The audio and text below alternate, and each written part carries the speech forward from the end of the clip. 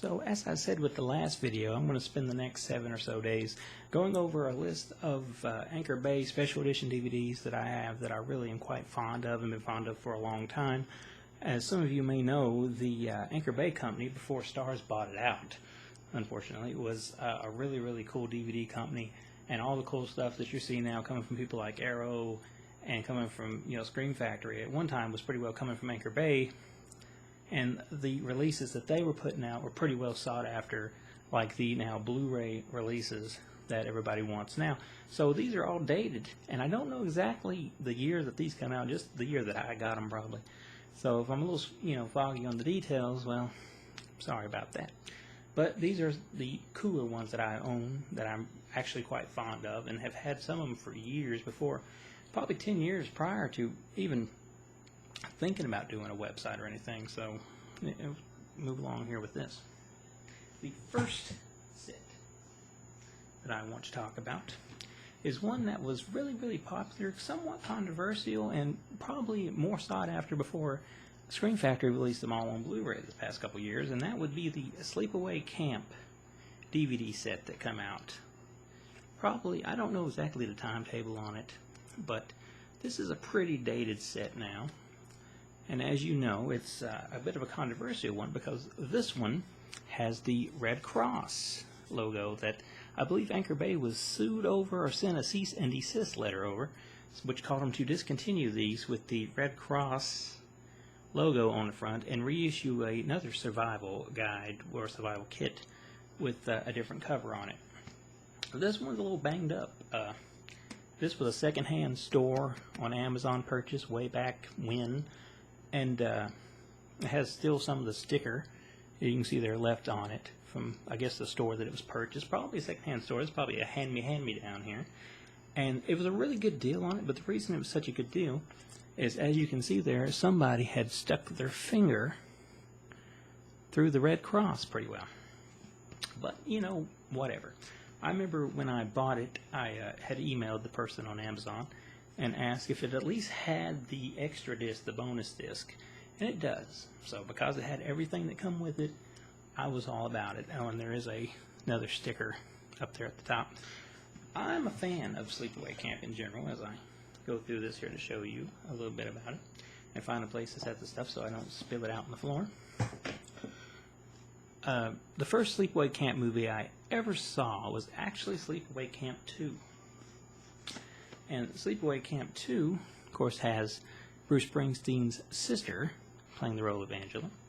You have to pardon me because I'm not too good on names, but you know who I'm talking about. I'm sure more than I know what I'm talking about. But the first one, everybody knows the big thing at the end of the first one. And, that's kind of like the meat and potatoes of the whole movie. So I knew the ending years before I ever actually seen the movie. And who can beat that cover?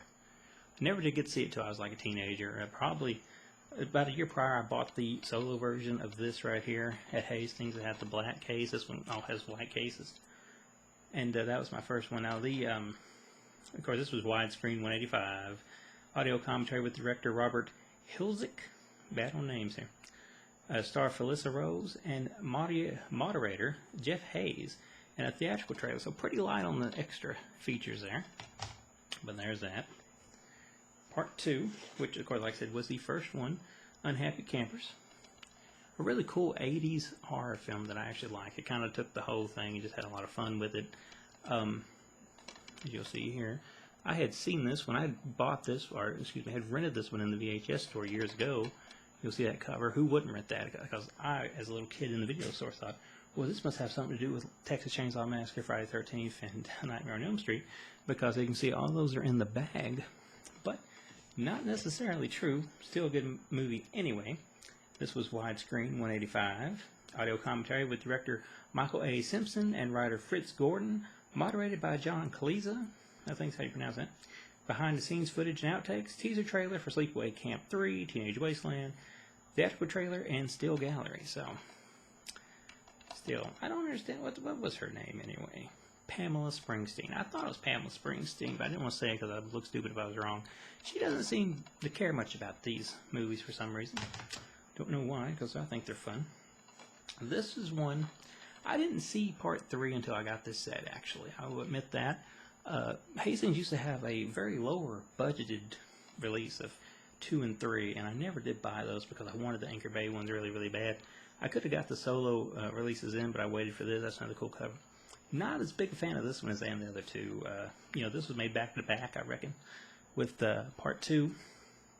So, I think all the budget must have went to the second one, although, as you've seen with the new Scream Factory release, there is quite a few stuff cut off that kind of stayed on the cutting room floor.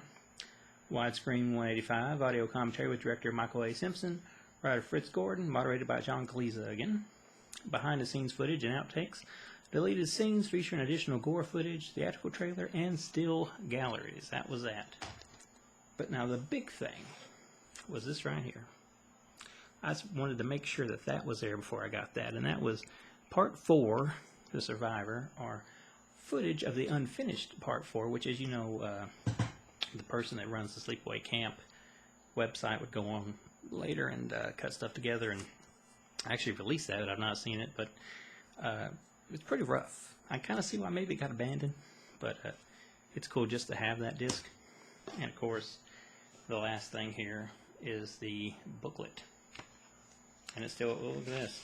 It even still has a Electronic Gamer magazine ad in there. Don't know how that got there. I've never actually read this. It looks like it's been bent pretty badly, I guess, before I ever got it that happened. But all in all, this was sought after at one time pretty bad. I think perhaps now, since Scream Factory released them all on Blu-ray, that the craze for this one might not be as big as it was, even though this is still technically the Red Cross version. I don't have the other version, but this is one that I've kept in my collection and plan to keep in my collection for a very, very long time because I just think it's cool. So this was an Anchor Bay release. Like I said, I don't know how limited it is. Don't know much about that stuff, but I know that it was something I wanted for a long time, and some people still want them, some people not so much, but there was that.